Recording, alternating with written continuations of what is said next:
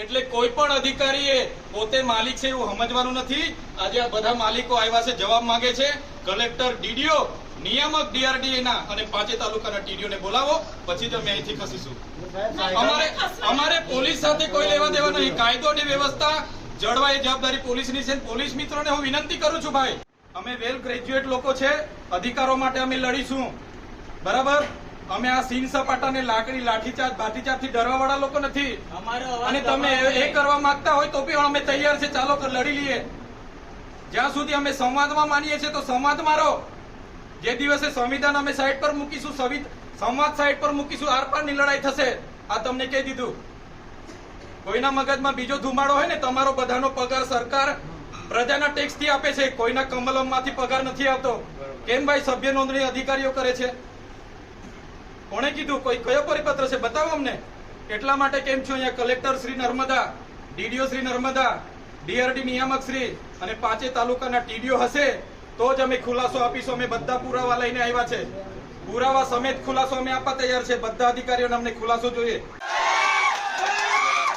બંધ કરી દેજો। 10 પેટીના 5 લાખ, 20 પેટીના 10 લાખ હપ્તા તમારા કોણ કોણ લે છે બધી યાદી છે ભાઈ, સમજ પડે છે ને? આટલો બધો તમે અહીંયા ગરીબો મજૂરો પરથી દંડ ઉઘરાવો છો વગર જોઈતો, તો આ ખાડા પડ્યા છે એના પર એફઆઈઆર કરો ને। લાયસન્સ નથી, આરસી નથી, વીમો નથી, એમ કરીને તમે દંડ 4-4 હજારના દંડ ફટકારો છો મજૂરિયાને। ખાડા પડ્યા છે અધિકારી પર ને કોન્ટ્રાક્ટર પર, કેમ એફઆઈઆર નથી કરતા ભાઈ? વિનંતી છે, અમે વેલ ગ્રેજ્યુએટ લોકો છે, અધિકારો માટે અમે લડીશું, બરાબર। અમે આ સીન સપાટાને લાકડી લાઠીચાર્જ ભાતીચાર્જથી ડરવા વાળા લોકો નથી।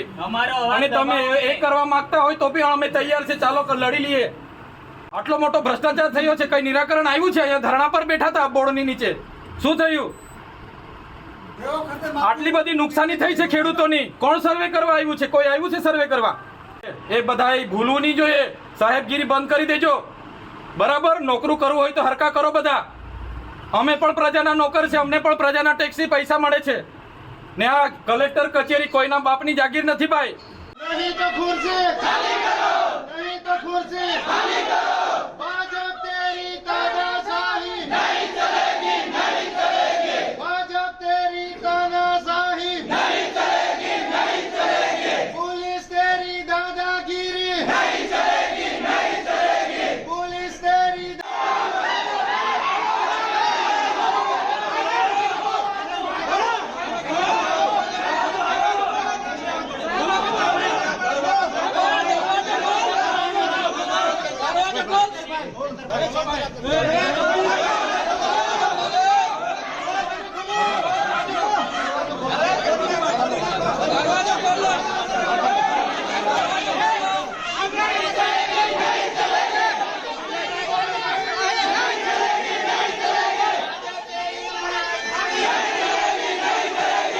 કાર્ડ નથી ચાલતા, તમે અમને બનાવી આપવાના હોય તો બોલો। કેમ તમે વચ્ચે આવો છો ભાઈ? રસ્તાના ખાડા પૂરી આપવાના છો તમે? કેમ ભાઈ? પોલીસ અધિકારી કાયદો વ્યવસ્થા જાળવે ભાઈ, બરાબર છે। અમે તમારી આ વર્દીનો રિસ્પેક્ટ કરીએ છીએ, એનો મતલબ એવું નથી કે તમારાથી ડરીએ છીએ। તમારો બધાનો પગાર સરકાર પ્રજાના ટેક્સ થી આપે છે, કોઈના કમલમમાંથી પગાર નથી આવતો। કેમ ભાઈ સભ્ય નોંધણી અધિકારીઓ કરે છે? કોણે કીધું? કોઈ કયો પરિપત્ર છે? બતાવો અમને। એટલા માટે કેમ છો અહીંયા collector Shri Narmada, DDO Shri Narmada, DRD નિયામક શ્રી અને 5 તાલુકાના ટીડીઓ હશે તો જ અમે ખુલાસો આપીશું। અમે બધા પુરાવા લઈને આવ્યા છે, પુરાવા સમેત ખુલાસો અમે આપવા તૈયાર છે। બધા અધિકારીઓને અમને ખુલાસો જોઈએ। અહીં સુધી અમે જઈશું નહીં। हमारी मांग है पूरी करो, हमारी मांग है पूरी करो, हमारी मांग है पूरी करो। શાંતિ રાખો। પોલીસ ડિપાર્ટમેન્ટ અમારા વિસ્તારમાં શિક્ષકો મૂકી આપવાના છો તમે? અમારા વિસ્તારમાં જે આધાર કાર્ડના કેન્દ્રો નથી ચાલતા,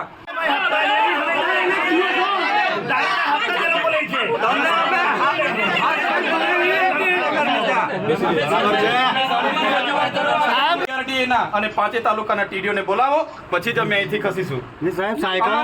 અમારે પોલીસ સાથે કોઈ લેવા દેવા નહીં। કાયદો અને વ્યવસ્થા જળવાય એ જવાબદારી પોલીસની છે। પોલીસ મિત્રોને હું વિનંતી કરું છું ભાઈ, અમે શાંતિથી રજૂઆત કરવા આવ્યા છે, તમે ઘર્ષણ નહીં કરો જાણી જોઈને। અમારી સાથે તમે હું કરવા ઝઘડો ઉભો કરો?